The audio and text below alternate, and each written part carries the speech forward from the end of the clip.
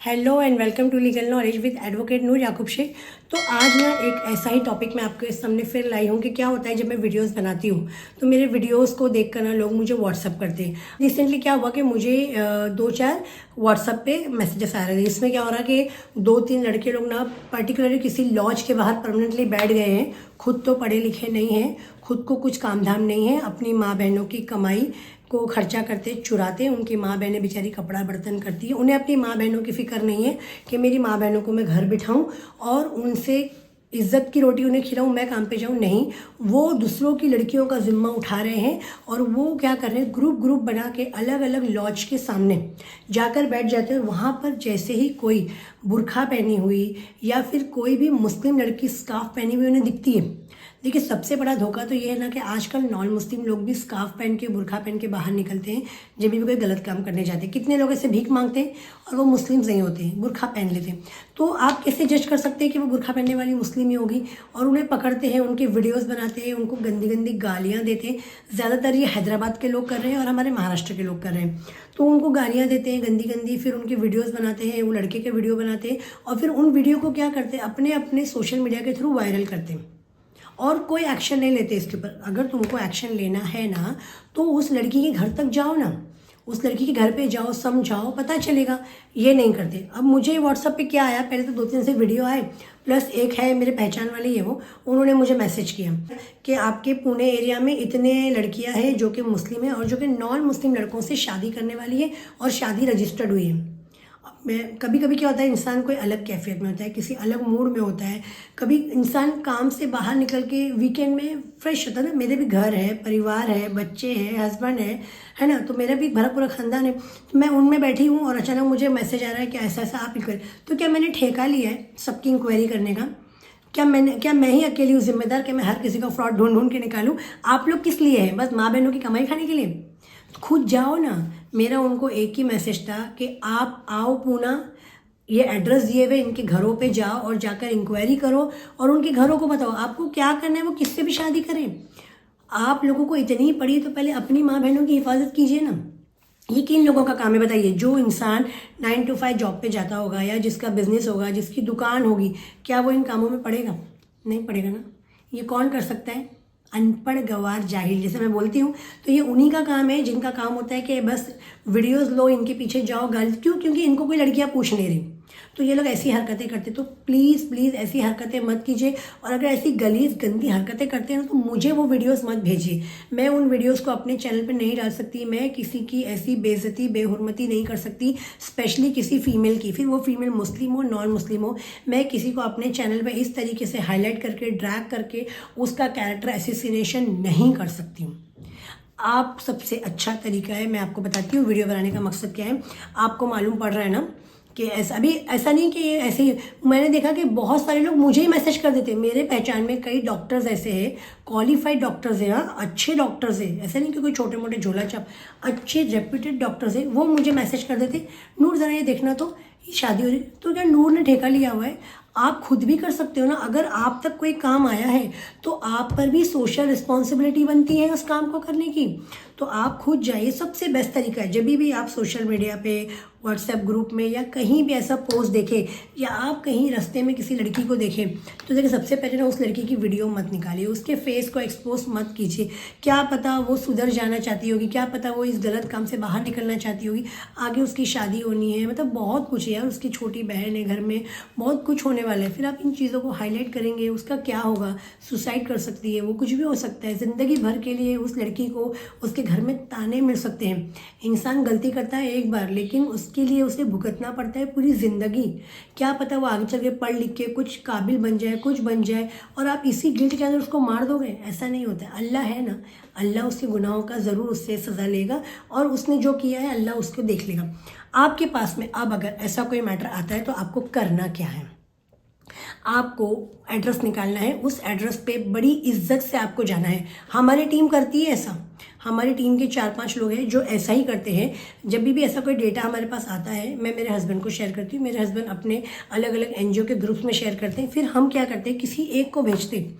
जैसे कि अगर कोई हैदराबाद साइड का है तो हम किसी ऐसे को भेजते हैं जिसको हैदराबाद लैंग्वेज का इन्फ्लुएंस होगा। मतलब हम देखते हैं कि लैंग्वेज देखो, एरिया देखो, कौन से स्टेट से बिलोंग करते हैं, मतलब कितना कंफर्टेबल रहेंगे। फिर उनको भेज के ना पहले हम बताते हैं कि आपकी बेटी क्या करती है, क्या नहीं करती है। फिर देखते हैं, उनका दिल टटोलते हैं, और दिल टटोलने के बाद में ना फिर हम उन्हें भेजते हैं कि देखिए आपकी बेटी ने यहाँ शादी रजिस्टर्ड की है, आपको ऑब्जेक्शन है क्या, आपको पता था क्या। 50% लोग बोलते हैं हमें पता नहीं था, लेकिन वो एक्शन भी लेना नहीं चाहते। बोलते हैं पता नहीं, लड़की बाहर जाती है, जॉब करती है, कर ली होगी, ठीक है, हम लोग मना भी करके क्या ही कर लेंगे।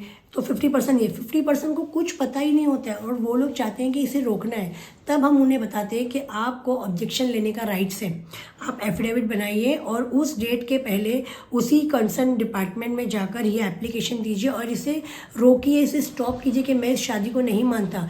वो लड़के को रोकिए, उसके ऊपर आप एक्शन लीजिए, आप पुलिस का एक्शन लीजिए। लव जिहाद का ट्रायंगल उसे देकर हम इस शादियों को रोक सकते हैं। बहुत आसान है ऐसी शादियों को रोकना। लेकिन आप बोलेंगे कि सारा काम कोई और करे, मैं सिर्फ यहाँ से वहाँ वायरल करूँ, तो नहीं होगा। तो अगर आपके पास में भी ऐसी कोई वीडियो आती है, कोई ऐसा पोस्ट मिलता है, कोई ऐसा मैसेज मिलता है, तो उस एड्रेस तक खुद पहुँचिए, पहुँच के बड़े प्यार से, सुकून से उन्हें समझाइए। और फिर आपको लगता है कि ये मैटर में मेरा इंटरवेंशन होना चाहिए, तब मुझे बताइए कि मैं जाकर आया हूँ और मैंने ये स्टेप लिया है, आगे क्या करना है मैडम, हेल्प कीजिए। जैसे मैंने आपको बताया, मुझे सिटी मोटर करके एक एप्लीकेशन आया था, एक लेटर घर पे आया था, जिन्होंने बताया कि दरगाह का फ्रॉड हुआ है। उन्होंने भी मुझे कॉल किया था, मैंने उन्हें भी कॉल पे बहुत चिल्लाया, बहुत डांटा कि ये सब मेरा काम नहीं है।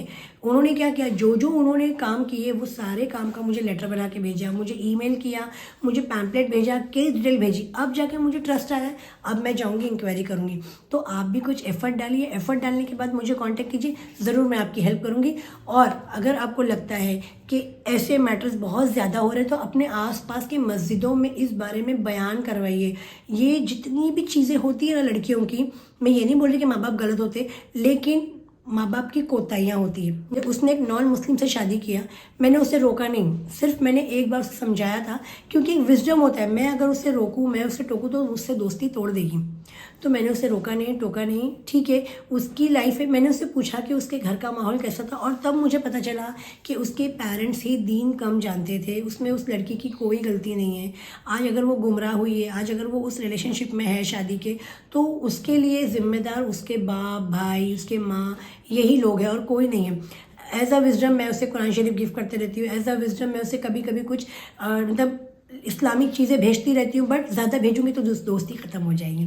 तो दुआ कर सकते हैं उनके लिए कि अल्लाह उन्हें हिदायत दे, और कहीं ना कहीं अल्लाह पाक भी हमें बहुत सारी मुसीबतें, परेशानियाँ, तकलीफ़ें, आजमाइशें इसी दुनिया में देता है, ताकि हम उन चीज़ों से खुद शेल तोड़ के बाहर निकलें और फिर हम अल्लाह की तरफ मतलब पहुँच जाए। तो आई होप आपको वीडियो समझ में आई होगी। समझ में आई है तो लाइक, शेयर, सब्सक्राइब करना, और दोबारा कोई भी ऐसी वीडियो आए ना, मुझे इमीडिएटली व्हाट्सअप मत करना, मैं इमीडिएटली ब्लॉक करवा देती हूँ।